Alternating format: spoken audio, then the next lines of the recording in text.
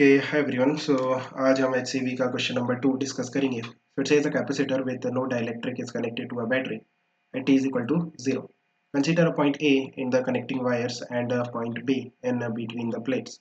सो कुछ ऑप्शंस है जो कि आपको चेक करने हैं। सो काफ़ी सिंपल सा क्वेश्चन है। हमारे पास एक कैपेसिटर है, इसको हम क्या करते हैं, एक बैटरी से कनेक्ट कर देते हैं t is equal to 0 पे। सो इस तरह से t is equal to 0 पे हमने ये सर्किट तैयार किया है।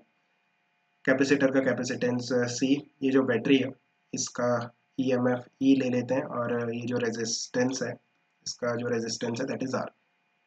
सो आप देखो इस सर्किट में जो करंट आएगा वो टाइम का फंक्शन होगा I, that is equal to I not E power minus T by tau.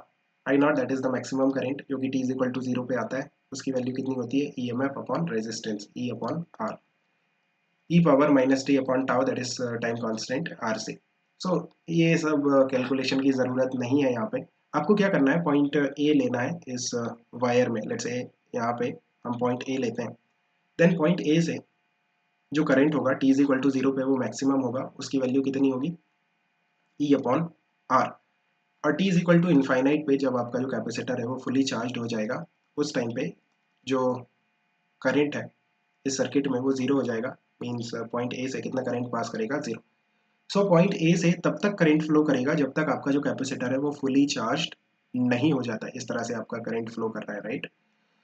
सो अगर हम ऑप्शंस देखते हैं, option A is not correct, there is no current through point A. Point A से current flow करेगा। Option C is correct, there is current through A as long as the charging is not complete, right. अगर हम point B की बात करते हैं, point B basically है कहाँ, पॉइंट बी है ये जो कैपेसिटर है इसकी जो दो प्लेट्स हैं उनके बीच में आपको एक पॉइंट बी लेना है। सो क्या मैं कह सकता हूँ कि पॉइंट बी पे कोई करंट नहीं होगा? एक्चुअली ये स्टेटमेंट पार्शियली इनकरेक्ट है। ऐसा क्यों? बिकॉज पॉइंट बी पे डिस्प्लेसमेंट करंट होगा। हम डिस्प्लेसमेंट करंट स्टडी करेंगे जब हम AC स्टडी करेंगे ना, उसके बाद कैपेसिटर के बीच में जो करंट आता है उसको हम डिस्प्लेसमेंट करंट कहते हैं, और ये जो वायर के थ्रू करंट फ्लो करता है ना, इसको हम कंडक्शन करंट कहते हैं।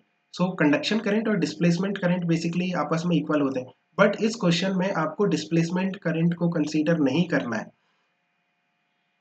For this question the current through point B will always remain 0। Actually current through point B is not 0, but for this question you don't have to consider the displacement current. So option B की अगर हम बात करें, there is no current through point B, that is correct.